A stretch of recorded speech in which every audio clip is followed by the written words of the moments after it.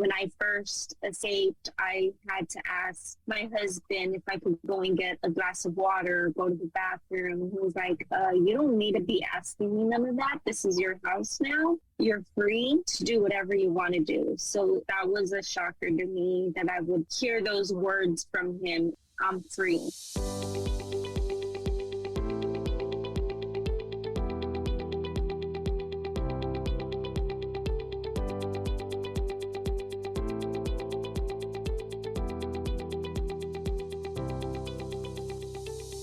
Hi, everybody. Welcome back to Sexual Assault Survivor Stories, the SAS podcast. Or if this is your first time joining in, thank you for being with us. This podcast is a safe space for victims and survivors of rape and sexual assault to share their stories and connect with others who've been through similar experiences. I believe that sharing our stories is the first step to healing, and my hope is that the SAS podcast will help victims and survivors feel less alone and more empowered. I'm your host, Dave Markel, coming to you from the Pod Vlog studio in St. George, Utah, and I'm here each week to provide a platform for victims and survivors to tell their story and for experts and professionals to offer insights and information to help us all on our healing path and to provide an education on being trauma-informed in order to help bring justice to victims and survivors of rape or sexual assault. If you are a victim, survivor, or know someone who is, or if you investigate or prosecute rape or sexual assault cases, or if you provide treatment, counseling, or interact with victims or survivors of rape or sexual assault in any capacity, I urge you to listen to this podcast. Remember, you are not alone, and we are all here to support you. Hello, SAS listeners. Thank you for joining me. This is episode 48, and you're in for an incredible opportunity today. A few weeks ago, I had the privilege and honor of interviewing the main character of a brand new book that just became available yesterday through Amazon, entitled I Am Abigail. This is the true story of Abigail Alvarado, who at the age of 8 became the victim of sexual assault and eventual rape at the hands of her adoptive father, who was also her uncle. Over the course of the next 2 decades, Abigail was forced into birthing 3 children for her adoptive parents and became the victim of repeated trafficking.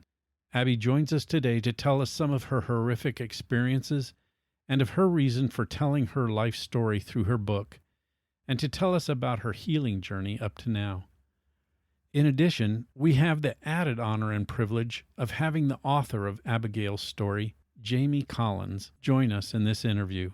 Together, Jamie and Abby tell us about the fascinating way this book came about, and about the trust and friendship that these two have developed as a result of the writing of this book.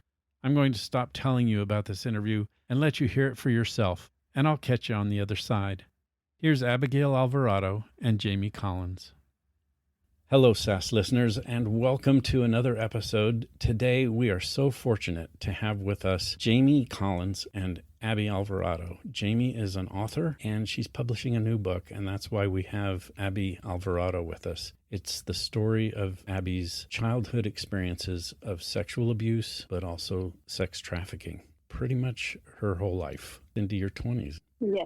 It's just an honor and a pleasure to have you both. Jamie, what I'd like to do is have you tell us about yourself, some of your background and experience, and then if you would introduce Abby to us, and Abby, I'll let you do the same.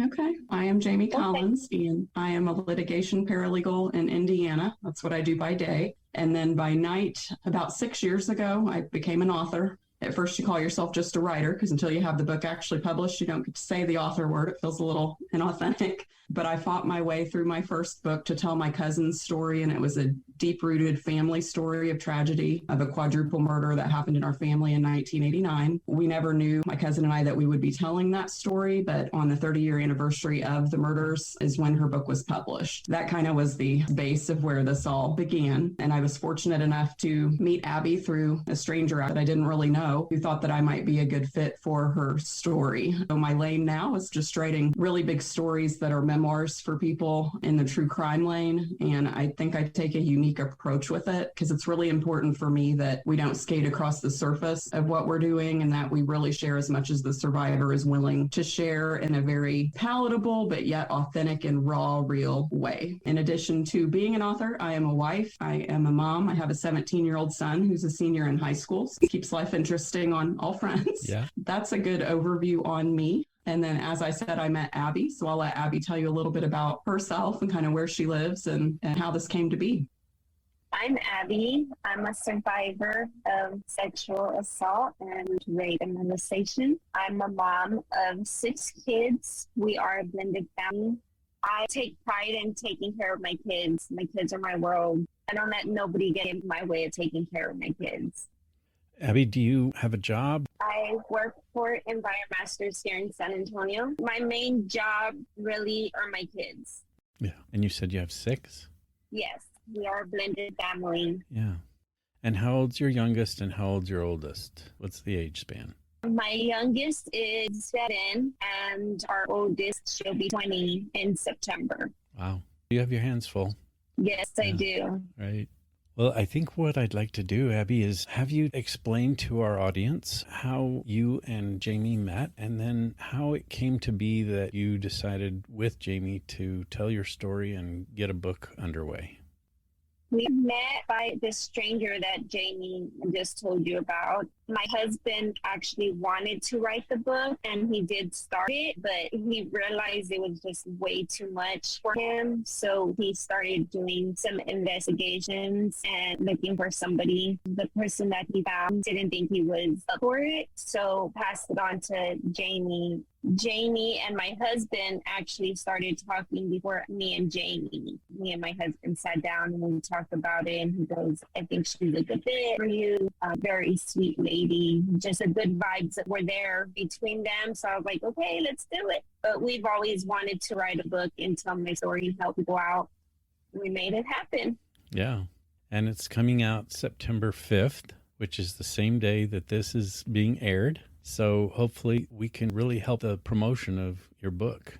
Abby, can you give a synopsis to us for your story? What are you able to tell us about your sexual assault? I went through so much. I was assaulted more than 1,000 times within the 2 decades that I was with my step-parents. Can you explain for our audience how it came to be that your aunt and uncle came to be your caregivers and then adopted you and your siblings? Tell us the history of how that happened. My mom was not a stable mother. She was a single mom and she liked to do drugs and partied a lot. So CPS got involved and they took us away from her. We ended up in a shelter and my sister fought for us to stick together because they were trying to separate me, my sister, and my brother. But my sister fought for us and told them about my uncle. And they would be willing to adopt us all 3 so we could stay together. And that's how it came about that my uncle would be the one to adopt us. And not only adopt you, but then a short time after you were in his home, began sexually assaulting you and raping you. And I know Yes. you were very young at that time. Do you remember what age that started at? The rape didn't start till later, but touch started when I was about 8 to 9 years old. That trauma of sexual assault had a very early start in your life. And that, of course, has impacted you. Are you able to explain to us about the process of telling your story to Jamie? Because that must have been extremely traumatizing in and of itself, and bringing all that up again. How were you able to work your way through that? Opening, I call it, I made a box in my head mentally. So opening the box again was very hard for me. And how I coped with it was spending time with my kids. Talking about it actually has helped me a lot and process it and accept what had happened. I hadn't done none of that throughout the years of growing up. I didn't accept it. So talking about it now, letting me cope and heal the way I should be, it was very hard to talk to Jamie. I remember freezing up with her. I remember not being able to talk much. And now I flow and I talk about it. She's impressed that I'm able to talk about it more. I think it's amazing that you were able to get through that. If I remember correctly, in reading the notes that you sent Jamie, it was a 2-year process to listen Yes. to all of that. It was. And I told Abby when we started, I was like, this is probably going to take longer than you think that it should, or you'll wish we could do it faster. But I think with this kind of a story with deep trauma, it's like it takes however much time it takes. And I was very compassionate and sensitive to what she was able to tell me or how much. We did do a deep dive, but it was very gradual. It wasn't like I was coming at her with these big, crazy questions up front. I wanted her to be comfortable and to feel like she could trust me. And there were some points where I would be like, I know you don't know if you want to talk about this, but let's just try. And I'll try to write about it. And if you don't like it, we'll throw it in the garbage. There's literally only one thing that never made it into the book. I mean, we literally put everything we talked about in. It was a very special relationship that I have with her, just based on all of the talking that we did and all of the things that she shared with me, basically her deepest, darkest secrets. And I guess the other thing I want to point out is with this type of a story, a lot of it is unpacking the shame that the survivor has that they shouldn't have. The shame was a grown man's who abused her. And because he didn't take on the shame, it's like it gets transferred onto her. And so I think she needed to just hear, obviously she talked to her husband, but I think she needed to hear from someone who wasn't related to her and claimed to love her at that point, that what happened to you is not okay. None of it's your fault, no matter what. Right. That you didn't ask for or actually accept any of this, right. And that you don't need to have shame about it. Like, I know that there is shame around this, but it's shame someone else should have owned and didn't, and it's on you now, and that's not fair to you. So I think it's always a really emotional journey and a deep dive for us to do this type of a story. Absolutely. Abby, do you see a counselor or a therapist? I do not, but I personally feel like Jamie was my therapist, because letting it out and answering her questions whenever it needed to be answered, that helped me a lot, because I was not able to do none of that. So Jamie helped me out a lot. And I was just going to say that it must have been extremely therapeutic, even though it wasn't, of course, clinical therapy. The effects can be very similar. To have someone close enough to you that you trust, and as Jamie said, somebody who's not going to blame you and who recognizes that none of this was your fault and that you didn't accept any of it at any point. Just having somebody vocalize that to you and emphasize that to you day in and day out through those 2 years must have been extremely therapeutic for you, as you're mentioning, that it opened you up. Yes, it has. Are you able to talk to us about, while that trauma was occurring, what were your coping mechanisms then? How did you function in terms of getting through the day at school and having friendships and things along those lines? How did that work for you?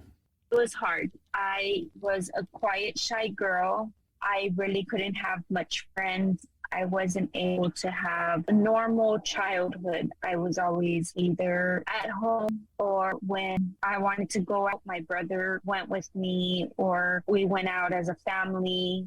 I was always with someone. I didn't have a normal childhood, but coping with it, I made my box and I put it in there and I pretended like nothing was going on at home.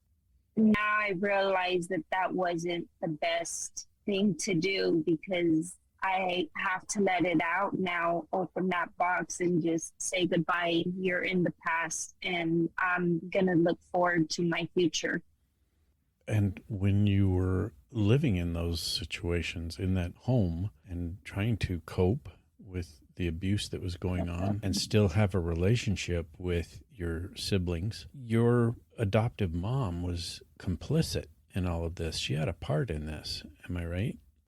Yes, she did. Help us understand what that looked like.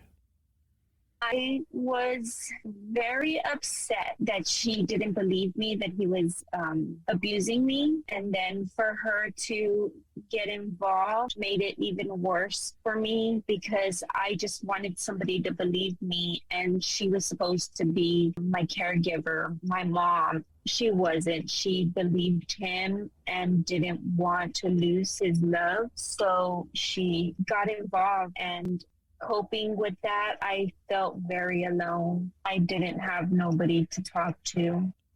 So, if I understand what you're saying correctly, you told her about the abuse and she did nothing about it? You said she didn't believe you, or did she come to understand that it was happening and she just turned a blind eye? When I told her, she just said, your dad's not like that. He wouldn't be doing those things to you. Don't say that again. Don't tell nobody what you just told me. So in my eyes, he just brushed it off his shoulder and didn't believe me. Or maybe she did believe me and just didn't want to do nothing about it. Yeah. Because she did not want to lose him. And as much as this was happening in their home, starting at the age of 9, and I'm sure in the beginning he may have hit it a little bit better, but at the time that Abby at 9 goes to Laura and says, this is happening, he's touching me, and she's totally dismissed. It was like her going to the one person she thinks she can trust most and being totally shut down. Laura had to have at least kind of known that this was a possibility after that, and he was so pervasive with it, and this happened so often that she had to be turning a blind eye at some point for sure. Mm-hmm. And then she becomes an active participant, which to me as a woman, it's just like the ultimate emotional betrayal of a little girl, what she does to her. So in my eyes, with my mom not believing me, I thought nobody else would believe me, like a teacher or a friend or a counselor. So it just got harder to actually speak up and tell somebody. And then throughout the years, I was just told, if you say anything, you're going to get in bad trouble. They brainwashed me into believing their lies. So I wasn't able to speak out. But at the same time, I didn't think nobody would believe me. Yeah, that would be the natural thought process and conclusion of a child would be that if my mom doesn't even believe me, how's anyone else going to believe me? What's the point in telling anyone else? Mm-hmm. Yeah. But at some point, I think I remember in reading the synopsis, you also had to bear children for them. I did. Three children. It happened through rape. It was a depraved, rape in and of itself is bad enough, but then you have basically he had been raping her at that point. Yeah. Now Laura steps forward and says, you're going to carry our babies for us, whether you want to or don't. And Laura becomes involved in the sex acts. It's like a group sex act at that point. And so it's like the physical and mental and emotional betrayal in that situation just runs so deep that I don't know any person having that happen to them, how you could ever go try to confess that to someone and think that they would ever be able to understand. It's just too much. So I can see they brainwashed her and tried to pin her into this situation where she had no support except for them, no way out. And it was just like confined and told what to do and to stay in this little space we've put you in. This is what you're here for, kind of a thing. Right. That's horrific. And before we go any further, Abby, I just want to tell you how sorry I am for the experience that you had through all those horrific years of living in those situations and having those horrific things happen to you. It just breaks my heart to know that you've experienced that and survived that. But at the same time, as you're sitting here talking, I am so very proud of you for being able to function. You've been through so much, and yet you're taking care of 6 children. You're in a marriage that is going well, from what I understand. It just speaks volumes to your ability to maintain coping mechanisms that work for you in spite of all this trauma. You have our admiration. We are totally, as myself and as an audience who are listening to this story, and I'm sure I speak for Jamie too, because it just must have been a very difficult process for you, Jamie. We admire you, Abby, for doing all of this. Thank you. I really appreciate that. And I try every day. I do it to move on, move forward for my kids. Now the bigger picture is helping others that are going through it or have been through it, and just helping them by letting them know that it is okay to speak out. It will help you in the future to speak out and let somebody know. Yeah, I'm glad you said that, because that's what this podcast is all about, is providing a platform for victims and survivors to be able to share their story and not only help themselves on their own healing journey, but through telling these stories and having the audience listen to them, they can be empowered to also move forward in their healing journey, whether that entails telling somebody about their experience or not. It's just helpful to know that there are people out there who have experienced these horrific things so that other victims and survivors don't feel alone. And I'm sure that's true for you too. Are you able to talk a little bit about listening to others and being a part of lives of other people maybe who have experienced similar things? Actually, I have a couple of friends that I used to work with. They actually told me that they have been through some similar, not so drastic as what I went through, but they went through some similar stuff, that they're so proud of me that I wrote a book and came out willing to help other women like themselves. And that's all I want. That's all I want to do, is help people. I have a big heart. I help whoever is in need. That's just the type of person I am. There's always that one person that finds out that I've been through this trauma, and they come out and they're like, oh my God, you went through that? I went through something similar. Can I let you know? And I'm like, okay, go ahead. My husband calls me a magnet to helping people that have gone through something similar as what I went through. So I'm a magnet, and I'm okay with being a magnet to whoever needs to talk to me. Yeah. And just, I'm here for y'all. I'm here for them. That's so good. I love hearing that. Your husband came up with that label for you. Yes. Because people just seem to be attracted to draw this to yes. you. And you are. You called yourself someone with a big heart. And I can tell that it didn't take but a few seconds to recognize that in you as you started talking to us. I think that's amazing. Like I said before, I'm just so thrilled for you that you are able to handle all of this trauma in such a way that you are still doing what you need to do to raise your children and hold that job and do what you have to do to help others. It's just astoundingly amazing and commendable. I'm really happy for you and appreciate that about you. Thank you. It was hard. I'm not going to lie. It was very hard to get up in the mornings, wake the kids up for school. When I first escaped, I had to ask my husband if I could go and get a glass of water, go to the bathroom. He was like, you don't need to be asking me none of that. This is your house now. You're free to do whatever you want to do. So that was a shocker to me, that I would hear those words from him. I'm free. He has family that has also helped me out through everything. Everybody just loves me, and I love everybody. It was a hard process doing what I'm doing now. Out of myself to do this. Good. I'm glad that you are, and you should be. Big kudos to you and a big pat on the back to yourself. So that's really awesome. In spite of all that, there has to be some residual effect. And I'm wondering, do those intrusive memories still impact your life and invade into your thoughts? And do you still have those horrific dreams that so many victims talk about?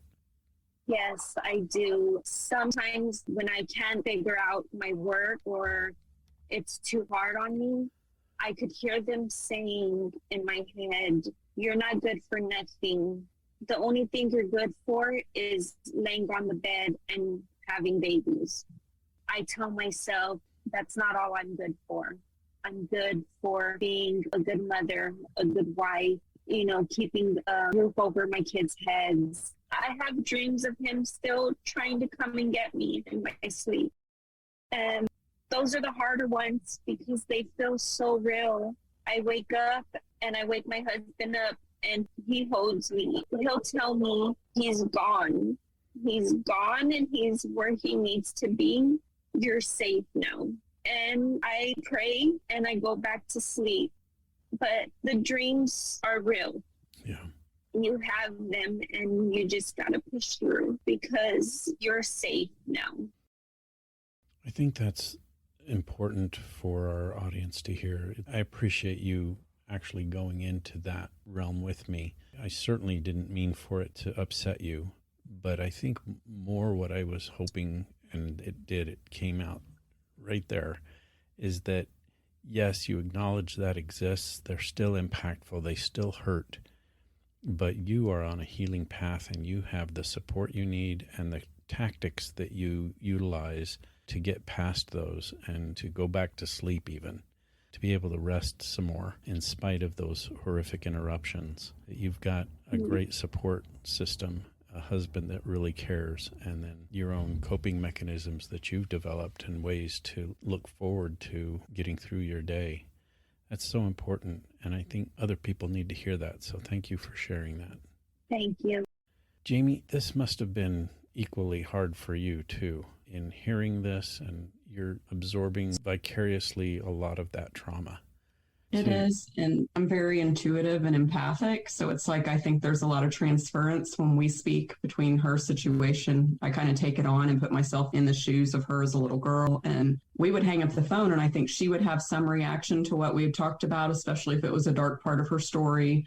And I would take on part of that as well. And it's like, I would be that night stuck with the little girl, with this happening, with this terrible event. And it's just playing in my head on a loop like a movie. And it is difficult emotionally to do, but it also gave me a lot of motivation to want to get it right. If she's willing to share this, then we have to get this right. And we have to really tell it.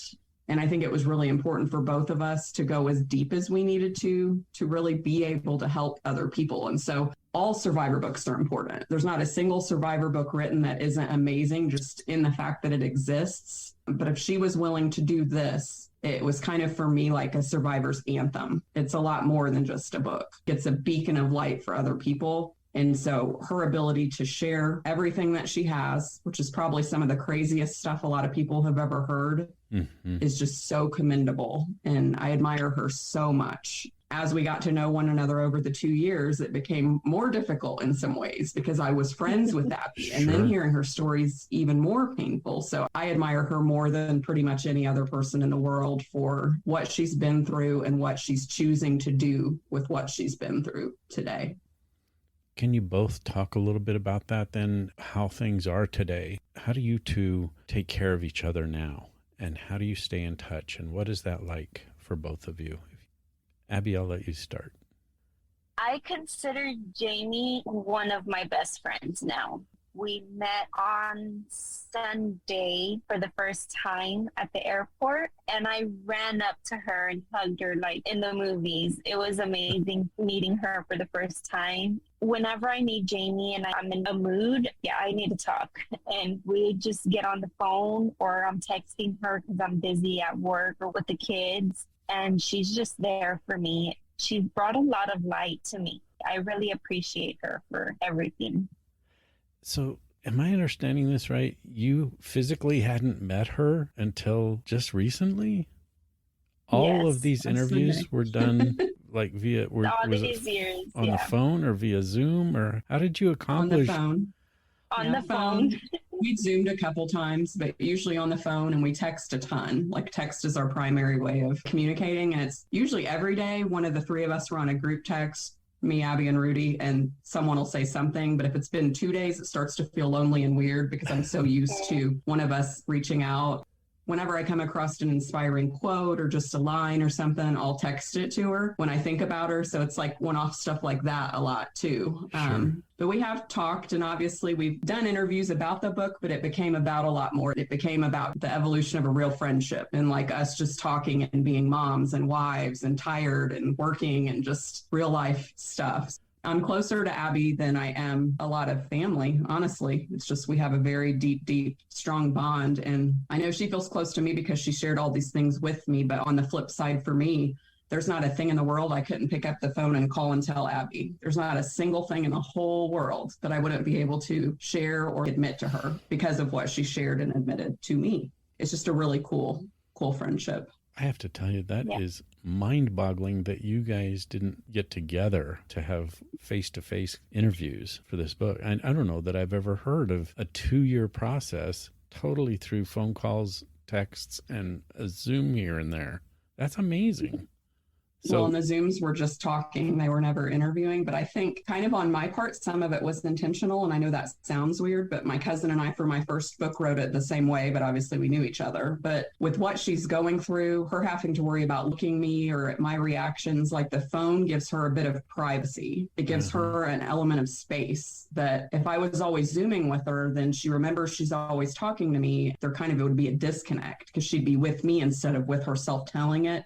I actually think it worked out better just talking, but she did give me the world's greatest run-up airport moment. It's like the bucket list run-up. It was the best thing in the whole world. I love hearing that. That's great. No, I can see that, though, now that you point that out and talk about that kind of privacy envelope, a little pod that she can be in, not having to sit there right in front of you. And I can attest to this. I'm going to say this educationally for other detectives and maybe advocates or anyone who's interviewing or talking with a victim of trauma, and especially sexual assault and rape, that if your reaction in hearing that victim or survivor's story is one of shock or being aghast or even tearing up or crying with that victim and survivor, that oftentimes will shut down that interview, because the person telling their story to the interviewer doesn't want that interviewer to feel the same things that they felt. And oftentimes, if they see that the impact is negative and harmful and hurting, instead of just the empathy that you were talking about, Jamie, that empathic spirit, it can shut down an interview. And so we, as interviewers, have to be very careful about our reactions and our words and our facial expressions and reactions to things that are being told to us. And yes, we can use soft eyes and empathy and head nodding, and the right words and the right questions at the right times can keep the flow going. But it's kind of an admonition to those out there who do these interviews. Be careful of yourself in doing that. For sure. And I think I always felt so emotionally tethered to Abby from the very beginning, even by phone, that it's like I could sense where she was today. Like, if this is, do we want to delve further today? Do we want to pull back and stay where we're at today? Do I want to warn her what we're going to talk about? We had such a connection that I could feel her and she could feel me responding. And so it was just this dance between the two of us that sometimes she led, sometimes I led. It just always worked. We were always able to talk and to dance emotionally through all this hard stuff. Yeah. Abby, what are your thoughts on the fact that you did all of this by phone? Do you feel the same way she did, that maybe it was a little bit easier for you being on the phone instead of in person, and that in spite of that, you were still able to make a really good emotional connection? It did feel a lot better doing it on the phone because, like she said, I was in like a bubble still. So I was still in my bubble, and the whole process of doing it over the phone worked fantastically. I was able to just imagine Jamie here as we're talking in person, but on the phone, it was different. And then I had my husband by my side and helping me through everything. Our connection, it's grown ever since, and I hope it grows more. We're going to be friends forever. That's awesome. I love hearing that. A name was brought up, I think, by you, Jamie. Rudy, is that your husband, Abby? Yes, that's my husband. Yeah, I just wanted to make sure that my assumption was correct so that my audience would also know who Rudy is. My hat's off to Rudy, by the way. Give him my best and my congratulations. This is, I think, as much his book as it is yours and Jamie's. Yes, it is. Yeah. He's been my rock. Yeah. He's been there emotionally supporting me. He's the best. Well, and it must have been a process for him even to have started a book telling your story, but then being willing to hand that over, let go of those reins and give it over to Jamie. That must have been difficult, because you always wonder as to whether or not the person you're talking to is going to have an empathic and feeling heart and tell that story in the right way. So I can see where at the beginning that might have been somewhat difficult. Am I right? It was difficult for him because we tend not to trust so fast. Rudy has some empathic, just like Jamie. So that's why he talked to her first to see if he could get a feel of what vibes or whatever is coming off of Jamie. And he was like, nope, she's the one. So it was a little hard for him. But at the same time, he knew that we had picked the right person for the book. That's awesome. And from my perspective, obviously my first book I wrote for my cousin, so it was family. So that was okay. It made logical sense and it was kind of easy in that way. But when I thought of writing a book, because people are like, you're going to write a second book. And I'm like, I don't know. It would be hard to work with a stranger is always what I would say. Right. But I think what I underestimated is that the stranger wouldn't remain a stranger for very long and they would become like family. So it was kind of the exact same. And Rudy to me is a man among men. He's one of the strongest men that I've ever met, just as far as his mindset around all of this and his acceptance of her fully as a survivor. And when I first met him, I said, you kind of have the energy of a lion. Not like you're going to attack me and bite my face off, but like I can see you on the perimeter standing guard and you're not letting anything hurt this lady ever again. I can feel it. So it's like once Rudy and I clicked, then the lion let me into the yard. Then it was okay. It's like he's like, she's safe and this is fine. And then we all were just bonded and it was fine. So he is very protective over her, but he very much wants her to be able to be her own person and to stand strong in her own voice. And he's not trying to domineer her in any way, but he's there to hold that line. If anybody tries to come at her crazy, they're going to get the lion. Yeah. Yes. That's awesome. I'm going to have to do an episode with Rudy, I can tell. Love him. The release of the book is coming up. Tell me about your anticipation for this, Abby, how it feels to know that your story is going to be out there for the world to hear. I mean, yes, this podcast will tell a little bit of it, but the story is actually in that book. How are you feeling about the anticipation and what is going through your mind about that release that's coming up?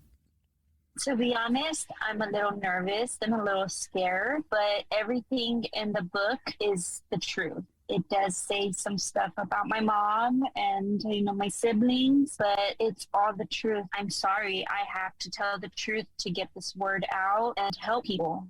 I can't stress how important that is to me, is to help other people. But it's exciting. I'm excited to finally put this book together. In time, I did want to tell my story. Knowing that it's going to be out the day after my birthday is amazing. Well, it's amazing. Happy birthday coming up. Yeah, what a great birthday present to have that release at the same time. So I'm excited. Yeah, I can well imagine how that must feel. And Jamie, share your thoughts about that. I'm just really excited for Abby. I think for her to step forward, this major place of vulnerability, but there's also this huge platform of strength from her setting the record straight from her side of things. And I think it's just kind of her stepping into her own power as a person and as a survivor, and her trying to reach back to help others who are still maybe in the darkness. It's admirable, and it is the highest, most beautiful form of strength that I've ever seen. And she had touched earlier on how she was such a shy, quiet girl. And when I met her, she still was kind of a shy, quiet woman.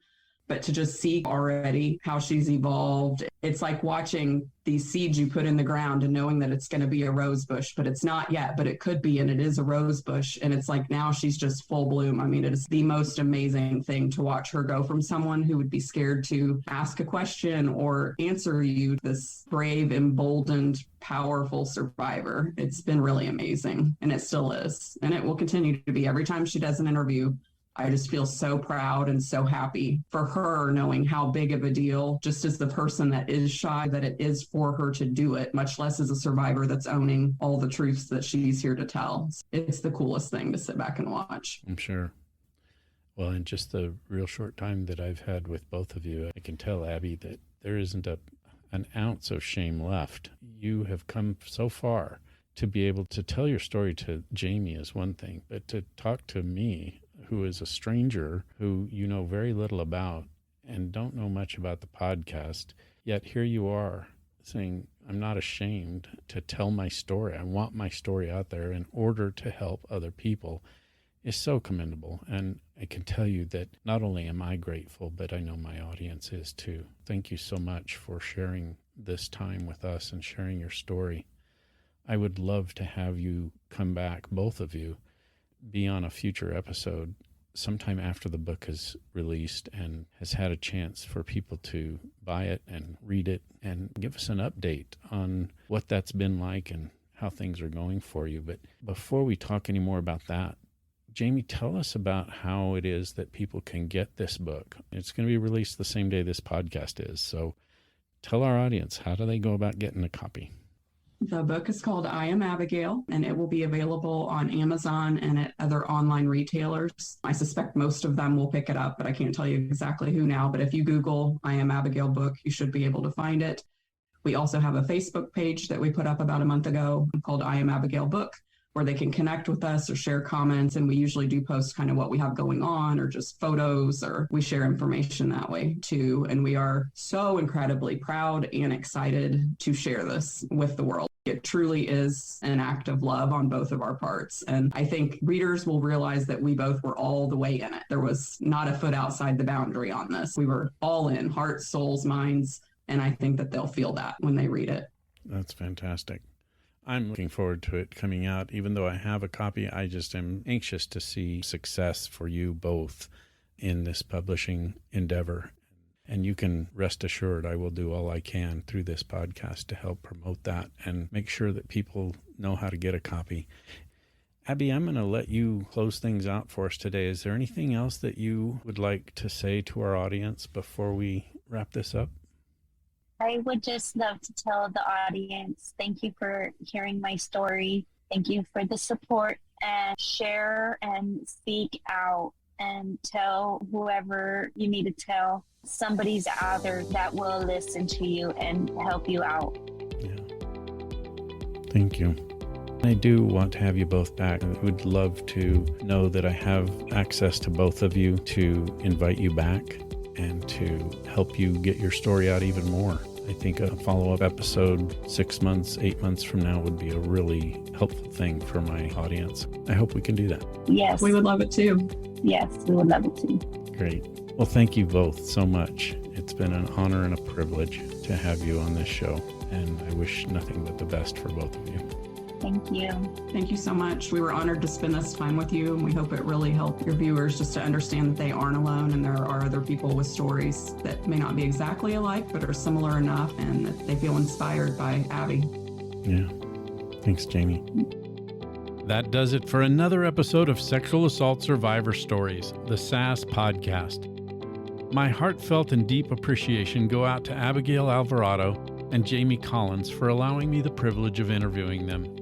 It was an absolutely amazing experience, and one which I know will benefit you, my SAS listeners. I want to encourage each of you to log into Amazon and order your copy of I Am Abigail and read the whole true story as told to and written by Jamie Collins. I'd also like to ask you to subscribe to this podcast and rate this episode, and tell all your friends, family, and coworkers about Sexual Assault Survivor Stories, the SAS podcast. Your support will not only help this podcast grow, but will also help bring justice to victims and survivors of rape and sexual assault. Another great way to do this is to start by believing, because we all know someone whose life has been affected by rape or sexual assault. We'll see you next week.